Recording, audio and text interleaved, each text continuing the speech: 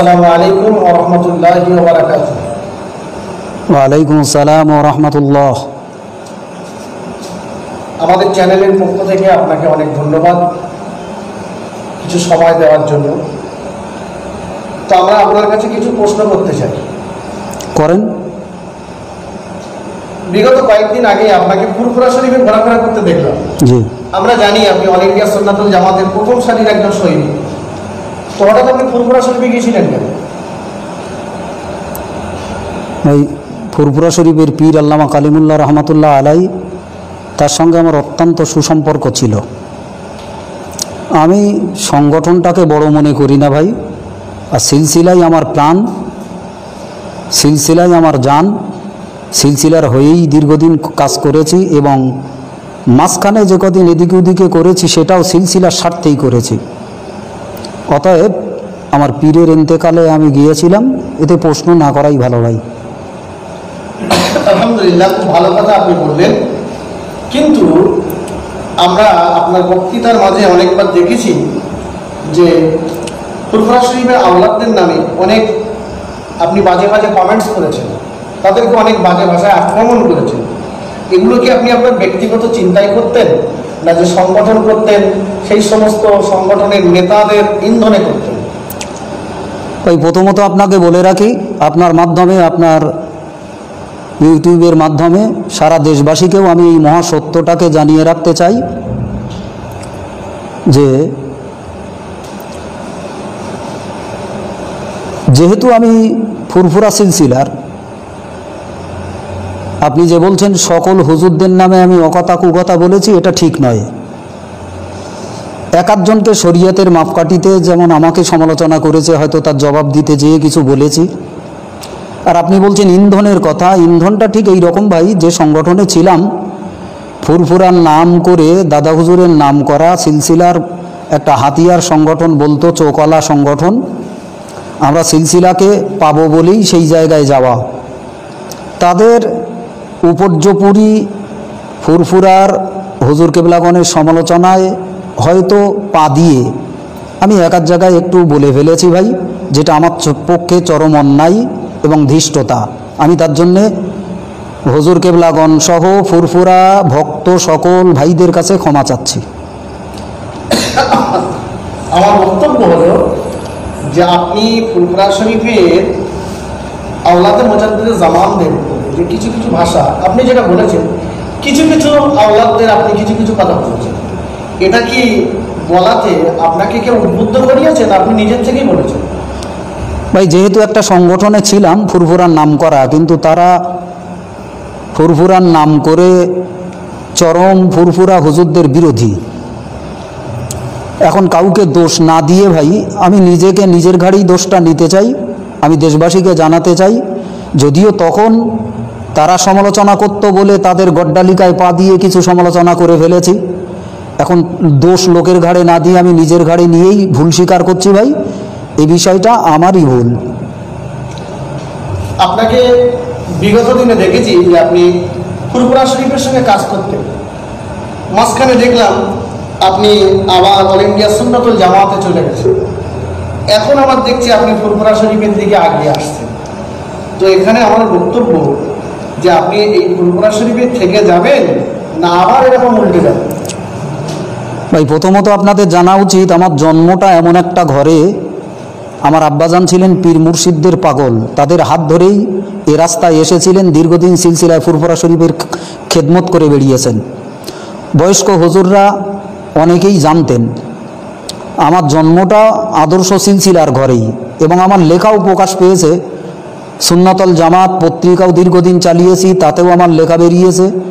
বা কালের কলমে আল্লামা নামক যে বইটা আমি লিখেছি, তাতে আমার পরিচয় বলে শেষ পৃষ্ঠায় একটা কলম লেখা আছে, তাতে আমি হাত কেটে লিখে দিয়েছি আমি সিলসিলায় ফুরফুরা শরীফের মানুষ, মরণ পর্যন্ত এ সিলসিলার উপরেই কায়েম থাকব। অতএব আগামীতে এই সিলসিলা ছেড়ে আমার একটা ভুল হয়েছে, একটা ভুলে জড়িয়ে যেয়ে বয়স্ক হুজুরদের মেনে নেওয়া অনুসরণ করাই যে রাস্তায় চলছিলাম সেই রাস্তায় দাঁড়িয়ে থাকা উচিত ছিল ভাই। কিন্তু ভিতরে অনেকটা পারিপার্শ্বিক চেপে রাখা ইতিহাস, যেটা মিডিয়ার সামনে এই মুহূর্তে আমি সব কথাগুলো বলতে পারছি না ভাই।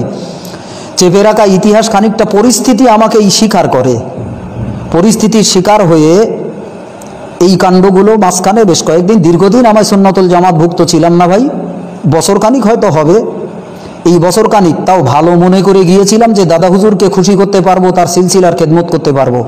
কিন্তু সেখানে যে আমার যা উপলব্ধি ভাই, আমি স্পষ্ট ভাষায় বলছি, সেখানে যে আমার যা উপলব্ধি, সিলসিলার খেদমতের চাইতে নিজেদের আত্মপ্রতিষ্ঠার একটা বিরাট লড়াই এই সংগঠনের মাধ্যমে দিয়ে তারা চালাচ্ছে। মুখোশটা হয়তো দাদা পীরের সিলসিলার নাম, আল্লামা হুজুর কেবলার নাম সিলসিলার মুখোশ, কিন্তু ভিতরটা সম্পূর্ণ আত্মকেন্দ্রিক, নিজেদের প্রতিষ্ঠার, নিজেদের প্রতিষ্ঠা করার একটা চরম ষড়যন্ত্র। কেন আমি বলি, বেশ খানিক দিন আগে, এখান থেকে প্রায় মাস 6 আগে আমি ফেসবুকে একটা লিখি যে ইসলামী সংগঠন আমরা কেন করব? আল্লাহ পাওয়ার উদ্দেশ্যে, আল্লাহর গোলামি করার উদ্দেশ্যে। কিন্তু আমার দেখে যেন মনে হয়েছিল সুন্নতুল জামাতের মাধ্যম দিয়ে এর কর্মী, এদের ছেলেদেরকে, ভালো ভালো ছেলে তারা অত বোঝে না, তাদেরকে দিয়ে যেন নিজেদের গোলাম বানাবার একটা প্রচেষ্টা চলছে। আমি লিখেছিলাম ইসলামী সংগঠনগুলো আমরা করি আল্লাহর গোলামি করার জন্যে, কিন্তু সত্যিই কি আমরা সংগঠন করে আল্লাহর গোলামি জীবন তৈরি করতে পারছি, না নেতার চামচা হয়ে যাচ্ছি? লেখাটা বেরুনের পরে এত কদর্য ভাষায় আমাকে আক্রমণ করা হলো, যাতে আমার মনে আরও বদ্ধমূল ধারণা হলো। আমার যে ধারণাটা সেখান থেকেই বদ্ধমূল হলো যে এর ভিতরে খোদার সন্তুষ্টিটার বড় অভাব। দিনী খেদমতের বাহ্যিকতা থাকলেও এর ভিতরে আল্লাহর সন্তুষ্টিটার বড় অভাব। তারা নিজেদের প্রতিপত্তি, এমনি তো আপনারা দেখছেন এ সিলসিলায় একদম ব্যক্তিতন্ত্র, পরিবারতন্ত্র মতো হয়ে দাঁড়িয়েছে। এ সিলসিলা এই সংগঠনটা পরিবারতন্ত্রের মতো চালাচ্ছে। কিছু মানুষ, যুবক যাদের ইসলামী জ্ঞান নেই, অজু জানে না, গোসল জানে না, কলেমা জানে না, তারা বাহ্যিকতা দেখে, বক্তৃতা সুন্দর দেখে, বক্তৃতার মারপেস না বুঝে তারা হয়তো এটাকে হক বলে মনে করছে।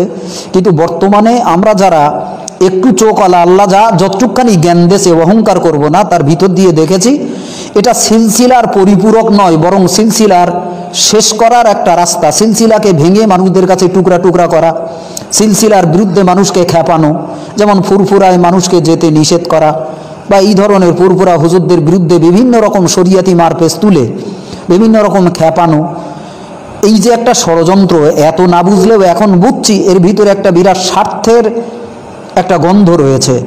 এই সব বিভিন্ন রকম স্বার্থগুলোকে যখন আমার চোখে পড়ল, তখন আমি এই সংগঠন থেকে ফুরফুরার দাদা হুজুরের সিলসিলার খেদমত করব, শাখায় না জড়িয়ে, শাখা পাতায় না জড়িয়ে, আসলটাকে জড়িয়ে রেখেই বাকি জীবনটুকুন পথ চালার নিয়ত করেছি। আপনি এই সংগঠনটা ছাড়ছেন, এটা কি আপনার ব্যক্তিগত স্বার্থে না সিলসিলার খেদমতে? খুব ভালো প্রশ্ন ভাই। আমি এই সংগঠনটাকে ছাড়ছি ব্যক্তিগত স্বার্থে নয়। আজকে দেখেন, ব্যক্তিগত স্বার্থ হলেও লোকালে হয়তো ওদের সঙ্গে থাকলে কিছু স্বার্থ জড়িয়েছিল, স্বার্থটা আমার হাসিল হতো।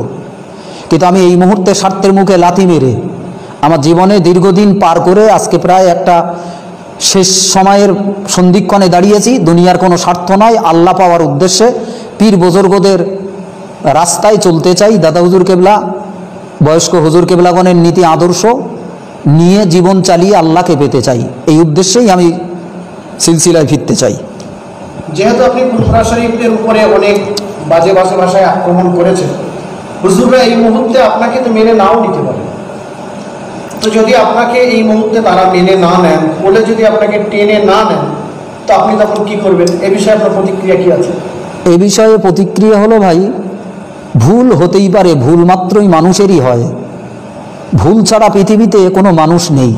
আমারও হয়তো একটা পা স্লিপ করতে পারে, কিন্তু আল্লাহর কোরআন এবং হাদিসের শিক্ষা হলো ভুল হওয়ার পরে মানুষটাকে দূরে সরিয়ে না দেওয়া।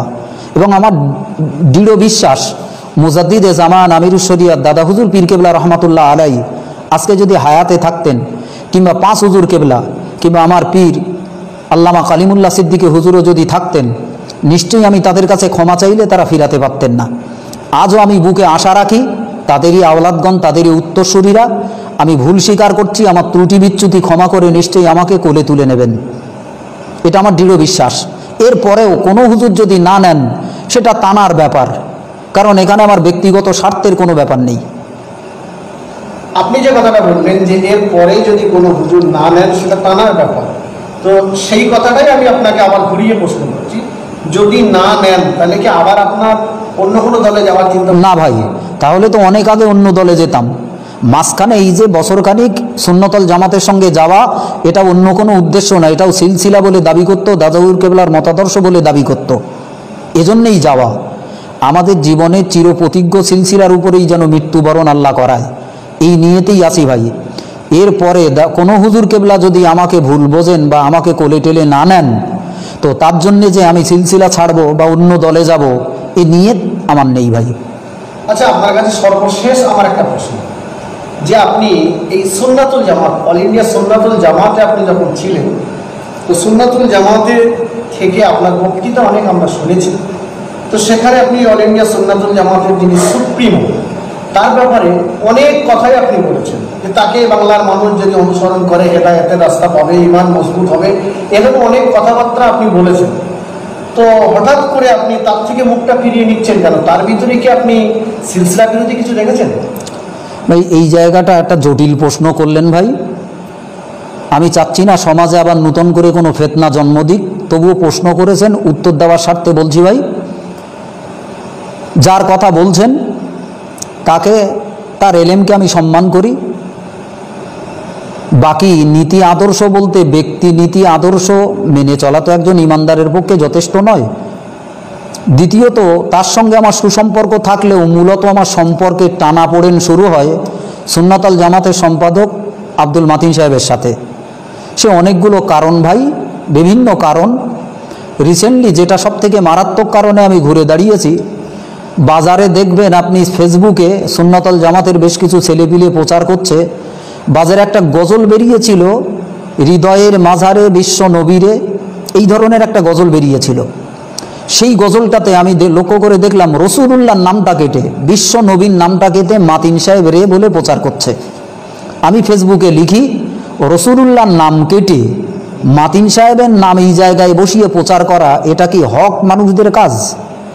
আমার এইটুকখানি লেখার কারণে আমার প্রচণ্ড সমালোচনা ওই সুন্নাতুল জামাতের মানুষরাই করতে লাগলো। অনেক কথার ভিতরে একটা বলছি ভাই, অসংখ্য সমালোচনা এবং কদর্য ভাষায়, অত্যন্ত হীন এবং কুরুচিকর ভাষায় আমাকে আক্রমণ করা হলো। আমি সেখানে বলেছিলাম এরা নাকি হক, এরা নাকি সত্য। তো হক হতে গেলে রসুলুল্লাহর নাম কেটে মাতিন সাহেবের নাম প্রচার করছে, এর কি প্রতিবাদ করার দরকার ছিল না? এটা তো প্রতিবাদ হওয়ার দরকার ছিল আমরা যদি হক হই। আপনি বিগত জীবনে আমার ওয়াজের যে কটা আছে তার ভিতরে অনেকগুলোতে লক্ষ্য করে দেখবেন, আমি অনেক জায়গায় বলেছি যে জলসাগুলোতে মাতিন সাহেব, কাইম সাহেব আছে, আমিও আছি, সেইরকম জলসাগুলোতে আমি এও পর্যন্ত জোর গলায় মাইকে হাজার হাজার মানুষের সামনে বলেছি যে আমরা ফুরফুরা শরীফের ভাই সাহেবদের ত্রুটি বিচ্যুতিগুলোকে সামনে রেখে সৎ এবং নিষ্ঠার সঙ্গে দাদা হুজুর কেবলাকে আদর্শ মনে করে মানব বলে আমরা দলটাকে ভাগ করে আলাদা হয়েছি, কারণ আমরা চোখওয়ালা ভক্ত। কিন্তু আজকে আমরা লক্ষ্য করে দেখছি যে দোষগুলো আমরা দাদা হুজুরের আওলাদগুলোকে দিয়ে আমরা দল ভাগ করেছি, সেই দোষগুলো আমাদের উপরে আরও বেশি করে বর্তে গেছে। তাহলে আমরা দল ভাগ করলাম কেন? এটা কি একটা স্বার্থের তাগিদে, কোনো গোপন লিপ্সা? আর সত্যি এগুলো দেখতে পাই ভাই, আজকে যদি গোপন লিপ্সা না থাকতো তাহলে আমরা দাদা হুজুরকে আমরা সিলসিলার নাম করে সিলসিলায় একজনকেও কি আমরা ভালো বলে মনে করতে পারতাম না? এক আধজন ভুল করতে পারে ভাই, কিন্তু সিলসিলার কি একটা মানুষও একজন হুজুর কেবলা হক নেই, তার সঙ্গে সুসম্পর্ক নেই? রিসেন্টলি আবু ইব্রাহিম হুজুরের সঙ্গে সুসম্পর্ক, কিন্তু আপনি জানলে অবাক হয়ে যাবেন ভিতরের কথা। এই যে এর আগেও আপনারা দেখেছেন যারা ওই দল করত, এক একজন আলেম ওলামা তাদের চরিত্র দেখে যারা বেরিয়েছে তাদের মুখ দিয়েও বেশ অনেক কথা আপনারা শুনেছেন। এই আসাম থেকে এক পীর ধরে আনলো ভাই, আসাম থেকে এক পীর ধরে আনলো সিলসিলা পীর বুজুর্গদের দুধের স্বাদ ঘোলে মেটানোর জন্যে, মানুষ যেন আবার ফুরফুরা মুখো না হয়, মানুষ যেন আবার হুজুর কেবলাদের কাছে না যায়। এক ভণ্ড এদেরকে নিয়ে তার নামে কত কথা ফেসবুকে ছড়াচ্ছে, এই ধরনের একটা মানুষকে নিয়ে তারা আমদানি করলো। আজকে দেখছি ভাই, আমি মিডিয়ার সামনে সব কথাগুলো এই মুহূর্তে বলতে পারবো না ভাই, আমি নাজুক পরিস্থিতিতে। আমি শুধু অন্তর দিয়ে আল্লাহকে সাক্ষী রেখে এতটুকখানি কথা বাংলার নয়, সারা সিলসিলা প্রেমী, সারা সিলসিলার ভক্ত মুরিদ মোতাকিদ সকল হুজুর কেবলা, আলেম ওলামা সকলের কাছে বলছি ভাই, এই মুহূর্তে আমি নাজুক পরিস্থিতিতে, আমি আপনাদের কাছে পরিস্থিতির শিকার হয়ে যদি ত্রুটি বিচ্যুতি করে ফেলি, সিলসিলা বিরোধী, ফুলফুরা বিরোধী, ফুরফুরার হুজুর কেবলাগণ, তবে এটা আমি জানি আমি সকল হুজুর কেবলাকে কখনোই দোষী করতে চাইনি। এক একজনের ত্রুটি বিচ্যুতি দেখে হয়তো প্রকাশ্য সমালোচনা করে ফেলেছি, যেটা না করাই উচিত ছিল। কারণ দাদা হুজুর কেবলা তার ওসিয়াতনামার ভিতরে লিখেছেন, আমার আওলাদদের ভিতরে কেউ যদি শরীয়তের খেলাপ করে তোমরা তার থেকে দূরে থাকো, সমালোচনা করার কথা বলেননি। এ জায়গায় আমার একটা ভুল হয়েছে, সমালোচনা না করে তাকে এড়িয়ে চলাই ভালো ছিল, যেটা বর্তমান বয়স্ক হুজুর কেবলাগণের কাছ থেকেও আমরা দেখছি বা আশা করছি। এটা আমাকে ক্ষমা করবেন ভাই, পরিস্থিতির শিকার হয়ে আমার দ্বারাই একটা ঘটনা ঘটে গেছে। আমি আপনাদের সকলের কাছে বিনীত অনুরোধ করছি, আমাকে ক্ষমা সুন্দর দৃষ্টিতে দেখেন। আমি যে কদিন বাঁচি আল্লাহ যেন দাদা পীরের সিলসিলার যতটুকখানি যোগ্যতা, যতটুকখানি যাই করি সিলসিলার খেদমতের জন্য আল্লাহ করান। অনেক সময় আপনি দিয়েছেন, ধন্যবাদ আপনাকে। তবে শেষ সময়ে আপনাকে আর একটা দুটো প্রশ্ন করতে খুব ইচ্ছা হচ্ছে, কারণ আপনার উত্তর শুনে সত্যি আমরা খুব খুশি হচ্ছি। তো আরেকটা বিষয় আপনার কাছে একটু জানতে চাই যে আপনি যে সংগঠনে ছিলেন, এই সংগঠনের বাহ্যিক যে ব্যানারটা, বাহ্যিক দিকটা আপনি বলেছেন, এটা বাহ্যিক দিকটা যে ফুরফুরা শরীফের ব্যানার লাগানো আছে, তো যেহেতু আপনি সংগঠনের ভিতরে বেশ কিছুদিন ছিলেন এবং প্রথম সারিতেও আপনি ছিলেন, তো আমি আপনার কাছে জানতে চাইছি যে তাদের এই যে ব্যানার, সামনে যে ফুরফুরা শরীফের ব্যানার, এদের ভিতরটা কি ফুরফুরা শরীফের ব্যানার আছে, না বাংলার জনগণকে অন্য কিছু বোঝানোর চেষ্টা চিন্তা? ভাই এটা আমার অভিজ্ঞতার কথা বলছি, তাদের সঙ্গে আমি দীর্ঘদিন মেশার সুযোগ পাইনি, তাদের সংগঠনে আমার যাওয়াটাও খুব কম সময়ের। এর ভিতরে আমি যতটুকখানি দেখেছি ভাই, এটা আমার ধারণা, কেউ গায়ে টেনে নেবেন না, আমি যতটুকখানি তাদের সঙ্গে মিশে যা বুঝেছি, যা দেখেছি এবং আমার ভিতরটা যেমন পুষ্ট হয়েছে সেই কথাই আপনাদেরকে জানাচ্ছি। আমার যেন মনে হয়েছে ভাই এটা একটা ধোঁকা, কারণ দাদা পীরের নাম সামনে রেখে আজকে আমরা সম্পূর্ণ সমাজের মুসলমানদেরকে দুটো ভাগে ভাগ করে ফেলেছি ভাই। সিলসিলার নামে বসিরহাট একটা সিলসিলার উর্বর মাটি, সিলসিলার জন্যে বসিরহাটটা ছিল একটা উর্বর মাটি, সেই বসিরহাট এলাকাটা আমরা সম্পূর্ণ ভাগ করে ফেলেছি। এটা সবথেকে অত্যন্ত লজ্জার। আজকে আমাদের এলাকায় যে জলসা জুলুসগুলো হয় আপনি দেখলে অবাক হয়ে যাবেন, একদম ভাগ করে ফেলেছি ভাই। সিলসিলা মানুষগুলো আপ্রাণ ভক্ত যারা, তারা তাদের মতো করে চলছে, আর ওরা ওদের মাটিগুলো সম্পূর্ণ ভাগ করেছে। অন্য কাউকে দাওয়াত করতে নিষেধ করে, অন্য কাউকে ওদের বিরুদ্ধে হলেই সে খারাপ, ওদের বিরুদ্ধে সামান্যতম সমালোচনা করলেই সে সব থেকে নিকৃষ্ট, ইবলিস পর্যায়ের তার আখ্যা দেয়। এটা অত্যন্ত লজ্জার, এটা হক মানুষদের চরিত্র নয়। যারা হাদিস কোরআনের অনুসারী, সমালোচনা থাকবেই, ভুল কার নেই, সমালোচনা না থাকলে মানুষ ভালো হতে পারে না। আমি সমালোচনা শুনলেই আমার গায়ে আগুন লাগবে, আমার ভুলগুলো শুনলেই আমি ফেটে পড়বো তার বিরুদ্ধে আক্রোশে, এটা তো ইবলিসের কাজ, এটা কখনো ইমানদারের কাজ হতে পারে না। হ্যাঁ, সমালোচনা হলে কোরআন হাদিস দিয়ে তার জবাব দেওয়ার দরকার।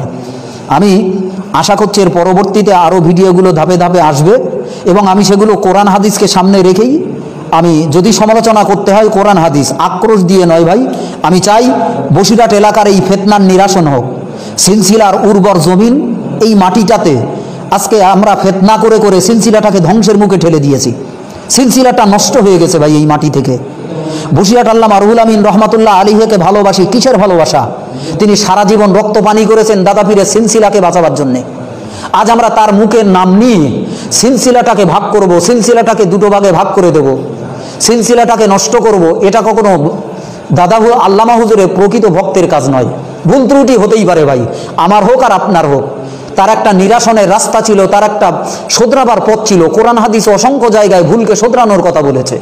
আমরা সেগুলো না শুধরে গোড়ামি করে সিলসিলাটার নষ্ট ডেকে আনছি, সিলসিলাটার ধ্বংস ডেকে আনছি। এটা কখনো শুভবুদ্ধি সম্পন্ন মানুষের কাজ নয়, আলেমের কাজ নয়। এজন্য আগামী দিনে আমি আশা করব ফিতনা নিরাসন হোক, বসিরহাটের মাটিতে আবার সিলসিলার এই সুন্দর দিন ফিরে আসুক, সুন্দর সকাল ফিরে আসুক। আজকে সিলসিলার নামে স্বার্থের তাগিদে আমরা যে ভাগগুলো করছি, সিলসিলাটাকে জলাঞ্জলি দিচ্ছি। আমি সকলের কাছে বিনীত অনুরোধ করব, তাদেরও এলেম আছে, তারাও চক্ষুওয়ালা। আমি তাদেরকে বলবো হীন স্বার্থটাকে পিছনে ফেলে আসেন আমরা হাতে হাত রেখে সিলসিলার মাটিটাকে, সিলসিলার জমিনটাকে আবার মজবুত করি, সিলসিলাটাকে ভাগ না করি, সিলসিলার জমিনটাকে আমরা বর্গা না করি, সিলসিলার মাটিটাকে কেটে নষ্ট না করি। মাঝখানে একটা কথা আপনাকে বলি, যে আপনি যতদিন সংগঠনের ভিতরে ছিলেন ততদিন কিন্তু আমরা আপনাকে ফুরফুরায় যেতে দেখিনি। এর কারণটা কি? আপনি সংগঠনে থাকাকালীন ফুরফুরা শরীফে গেলে কি আপনার উপরে কোনো প্রেশার করা হতো? না ভাই, আপনার এই ধারণাটা ভুল ভাই। যারা সংগঠনে আছে বা যারা সংগঠনের ভক্ত তারা ফুরফুরায় গেলে কি তাদের কোনো বিরূপ মন্তব্য আছে সংগঠনের নেতাদের? না, আমি আমার কথা বলি, আপনি আপনার ভুলটাকে আগে ভাঙেন। আমি এর মাধ্যমে অনেকবার ফুরফুরায় গিয়েছি ভাই। ওই এলাকায় জলসায় গেলেও রাতের অন্ধকারে দাদা পীরের হুজুরের ওখানে জিয়ারাত করে বাড়ি ফিরেছি, কেউ জানে না। দিনের বেলাও গিয়েছি, যেমন সাইফুদ্দিন হুজুর এন্তেকাল করলে গিয়েছি, নুরুদ্দিন হুজুরের এন্তেকালে গিয়েছি, এসবগুলো স্পষ্ট ভাই।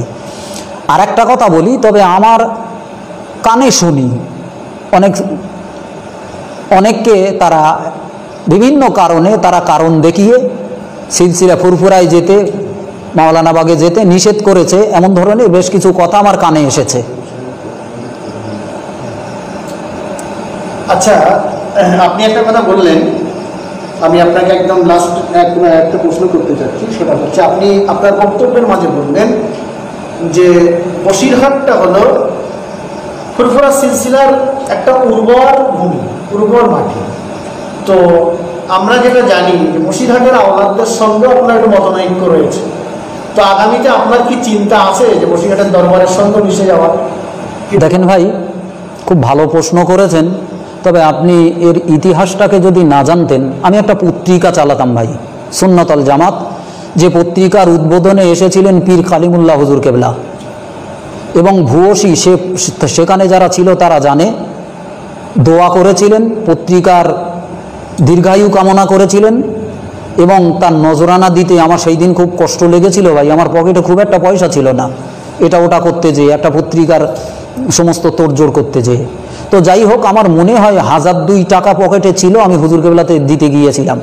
হুজুর টাকাটা নেননি, শুধু আমার মাথায় হাত দিয়ে, তখন আমার চোখ দিয়ে পানি পড়ছিল ভাই, যে অনেকেই সেদিন খুব দুশ্মনী করেছিল। তো হুজুর কেবলা শুধু বলেছিলেন, বাবা পত্রিকাটা নিষ্ঠার সঙ্গে চালাও। হুজুর কেবলা হায়াতে নেই সে কথা আমি বলবো না, আজকে নয়, আমি ফুরফুরার সঙ্গে মিশবো বলে হুজুর কেবলা বেঁচে থাকতেই আমাদের বসিরহাটের মাওলানা আবু বকর সাহেব হুজুরকে দিয়ে আমি একটা কথাবার্তা বলাই, হুজুর কেবলা জীবিত থাকতেই।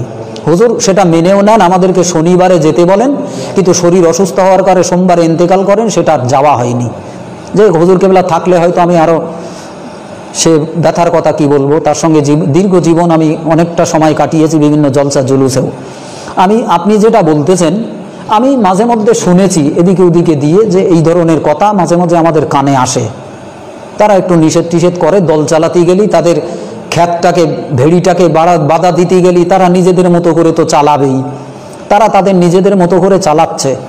তবে আমি বলবো ভাই, বাংলার মুসলমানদেরকে যারা সিলসিলার নামে, আমি এর আগে আমি ফেসবুকেও লিখে দিয়েছি ভাই, এতদিন আমরা ফুরফুরার পীরজাদাগণকে পাইকারি দরে খারাপ মনে করতাম, কিন্তু কালিমুল্লাহ হুজুরের ইন্তেকালের পরে প্রায় পীরজাদার মুখ দিয়ে বেশ কিছু সুন্দর সুন্দর বাণী, সিলসিলার নিহিত মর্ম বাণী বাইরে প্রকাশ পেয়েছে। তারপরে আমি লিখেছিলাম ফেসবুকে, আমার একটা পোস্ট হয়েছিল যে আসুন, এতদিন আমরা ফুরফুরা সিলসিলার হুজুর কেবলাগণকে খারাপ মনে করতাম, কিন্তু এখন কি দেখছি আমরা, আসুন শাখা পাতায় না জড়িয়ে গিয়ে, ফুরফুরার নামে শাখা সংগঠনে না জড়িয়ে, আসুন সত্যিই যদি দাদা হুজুর কেবলাকে ভালোবাসি, সিলসিলাকে ভালোবাসি, হতেই পারে সমালোচনা, কার ভুল নেই, এক একজন হুজুর কেবলার দ্বারায় হয়তো ভুল কথাবার্তা হতেই পারে, আমরা সেটাকে বাদ দেবো, ভুলটুকুন ছেড়ে ভালোটাকে গ্রহণ করে থাকবো, মুরব্বীদের অনুসরণ করব। তো আমি সকলকে, দেশবাসীকেও বলছি, আমার নওজোয়ান যুবক ভাইদেরকেও বলছি, আমি আমার অভিজ্ঞতায় যতটুকুন দেখেছি ভাই, যারাই সংগঠন করে তাদের তলায় নেতাগিরির একটা লিপ্সা থাকে। এই লিপ্সা থেকে কেউ দূরে সরে আসতে পারে না। বাইরেটা সুন্দর কোরআন হাদিসের বায়ান বক্তব্য থাকলেও আমি নেতা, আমি সংগঠনের হিরো, আমার প্রতিপত্তি আমি প্রকাশ করব, মানুষ সব আমার চামচা হোক, আমাকে অনুসরণ করুক, এটাই তো সবাই চায়। রাজনীতির মতো হয়ে দাঁড়িয়েছে। এর ভিতরেও সুন্নাতুল জামাত এ থেকে খালি নয়, বিভিন্ন রকম হিংসা, বিভিন্ন রকম খারাপই এর ভিতরেও খানিকটা জড়িয়েছে ভাই, যা দেখে আমি পাটানতে বাধ্য হয়েছি। অতএব আমি আর মিডিয়ার সামনে, আপনাদের সামনে আর জটিল কথাগুলো আনতে চাচ্ছি না ভাই।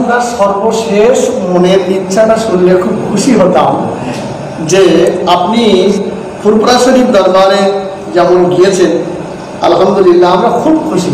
তো আগামীতে আপনার মনের কি ইচ্ছা আছে যে আপনি এমন বসিরহাটের দরবারেও যে মিশে যাবেন?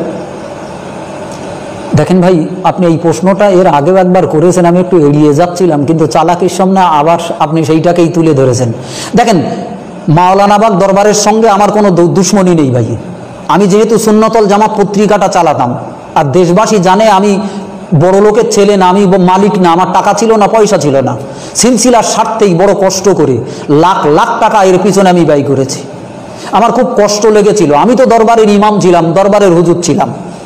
সেই একই নামে সরফুল আমিন সাহেব আবার একটা পত্রিকা বার করলেন। আমি গরিব মানুষ, এত কষ্ট করে চালাচ্ছি, হয়তো তার ভিতরে কারণ ছিল, আমার ভুলগুলো তাদের চোখে পড়েছে। একই নামে একটা পত্রিকা বার করলো, আমার মনে খুব কষ্ট লাগলো, এত কষ্ট করে বার করলাম।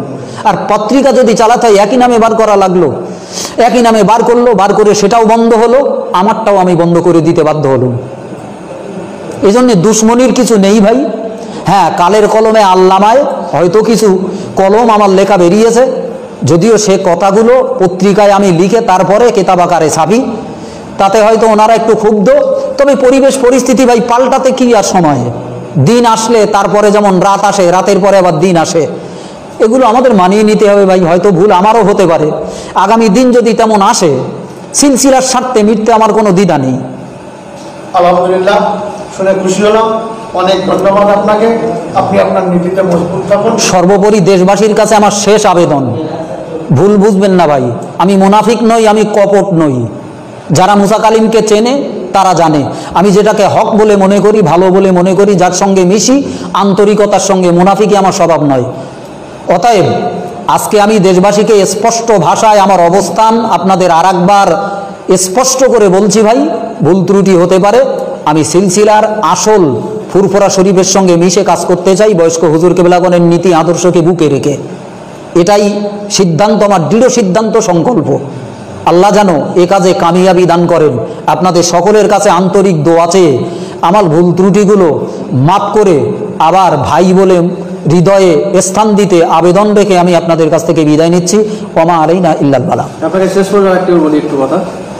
আপনি তো ভিডিওর মাধ্যমে ফুরফুরা সিলসিলা আমাকে সম্মান দিলেন বা যাওয়ার কথা বললেন, তো আপনি কিভাবে যাবেন বা কার কাছে যাবেন? ফুরফুরা শরীফে গিয়ে আপনি কি আবার বায়াত হবেন না? দেখেন হুজুর, দেখেন ভালো প্রশ্ন করেছেন ভাই।